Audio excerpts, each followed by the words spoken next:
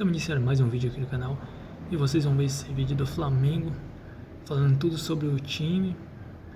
Então se inscrevam, sigam, que você vai ter notícias todos os dias. Até a próxima e valeu. Fique com o vídeo. É que quando a torcida começou a criticar o Vitor Pereira, os comentaristas da transmissão que só tinha no YouTube destruindo o Vitor Pereira. Tem que acabar o jogo, gente. Calma. Não é? E aí tem que esperar um pouquinho. Não, porque ele errou, porque tirou o Gabigol, porque agora cadê o Arrascaeta? Arrascaeta que foi cortado da seleção do Uruguai por causa de lesão. Deu Mas ruim, enfim, hein? quem vai contar essa história agora é o Jogo Aberto e o Flamengo fez 3-1 classificado para a final do Carioca. Acima do Vasco, 3-1 Flamengo, vamos lá, vamos ver. Diferente do último jogo, quem chegou ao Maracanã precisando vencer foi o Vasco. Os cruzmaltinos até começaram atacando e Puma parou em Santos. Acontece que do outro lado do campo o lateral falhou. Começava ali o contra-ataque que chegaria aos pés de Pedro para abrir o placar. Manuel Capasso, que na partida de ida entregou um gol aos adversários, subiu sozinho e se redimiu no Maracanã. Tudo igual, 1-1.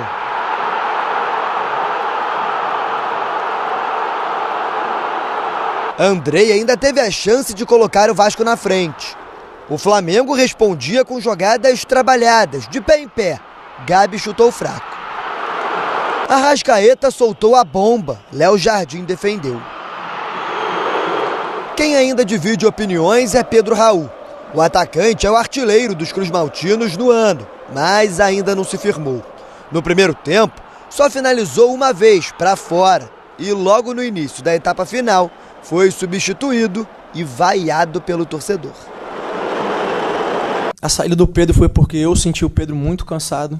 Senti que algumas bolas ele não estava mais chegando. Fato é que o Vasco voltou do intervalo em busca do gol que precisava. Com menos de um minuto, Alex Teixeira colocou a bola na rede pelo lado de fora. Jair passou por cima.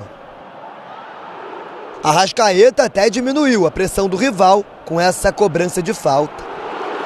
Pumita Rodrigues levou perigo no troco. Na jogada aérea, foi a vez de Aguinaldo desperdiçar. Até que Vitor Pereira mexeu no time. Uma das mudanças foi a saída de Arrascaeta para a entrada de Matheus França, que no primeiro momento não agradou na arquibancada.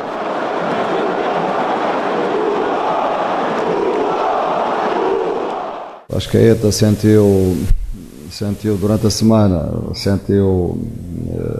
dores. Corajoso também, hein? Tirar a Arrascaeta para colocar Matheus França. E olha que deu certo, né? Deu certo.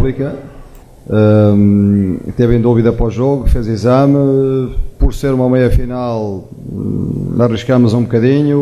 Matheus precisou de 4 minutos para roubar uma bola no meio de campo e terminar a jogada sofrendo pênalti. Ele falou sobre táticas do jogo, me deu total apoio e me deixou leve para entrar no jogo e fazer o meu melhor e ajudar a equipe da melhor maneira possível. Esse menino joga, hein? Esse Matheus França é muita bola. Muito futuro esse moleque tem, viu? Nos pés, 2-1.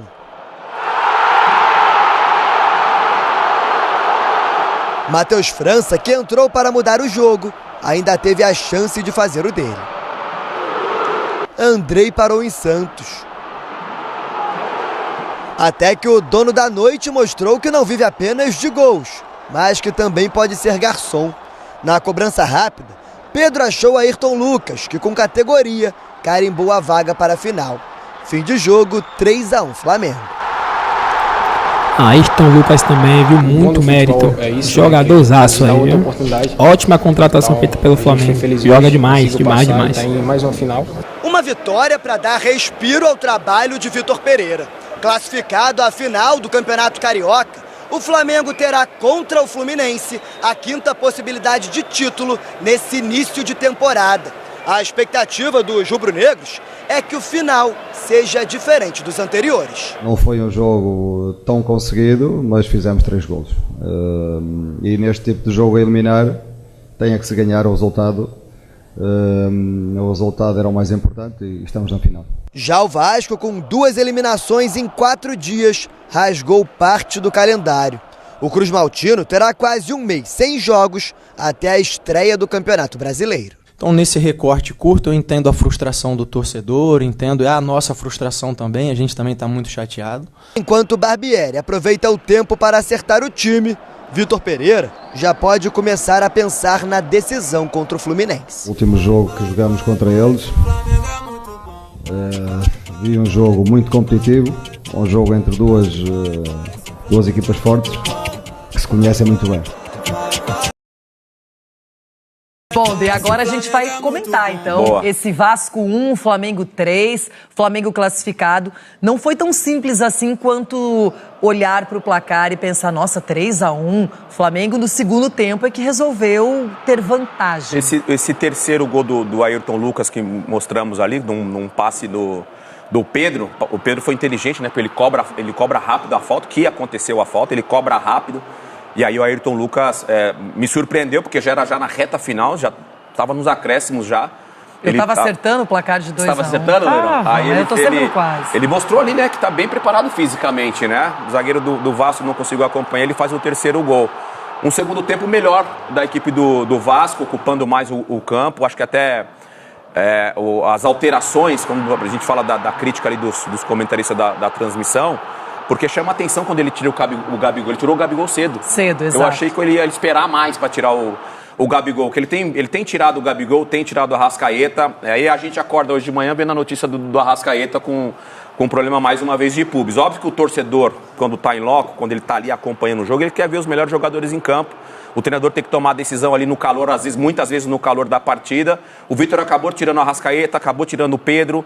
O Matheus França, que entrou, acabou entrando bem, fazendo a jogada do pênalti ali, que o Pedro consegue marcar o segundo gol. Enfim, o Vasco fez um segundo tempo interessante, buscando o resultado, e o Flamengo acabou administrando. Me chamou também a atenção quando ele tira o Pedro Raul, que foi perseguido pela torcida por causa da perda da vaga na Copa do Brasil, e ele coloca o Eguinaldo, por exemplo. Ele também está colocando jovens, tem o Rodrigo, que é um jovem que também está no time.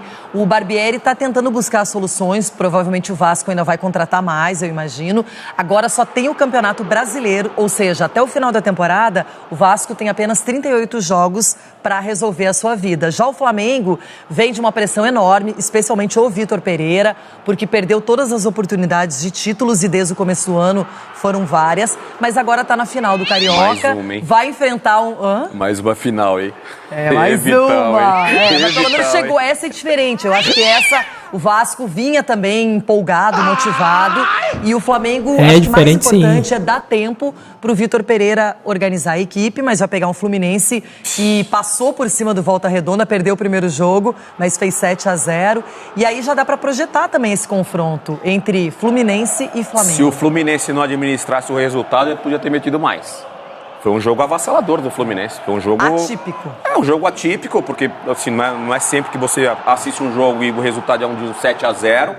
Depois que o Volta Redonda perdeu o seu zagueiro merecidamente, porque ele dá uma cotovelada ali numa bola dividida dentro da área, no Arias, e aí acabou sendo expulso corretamente. O Fluminense, se apertasse mais um pouquinho, conseguiria fazer até mais gols. Depois da expulsão, o Volta Redonda se fechou ainda mais, praticamente abriu mão do sistema ofensivo. O Lelê, que é o artilheiro, é um dos artilheiros do Campeonato Carioca, praticamente não tocou na bola, muito devido a esse volume. E agora o artilheiro é o Cano.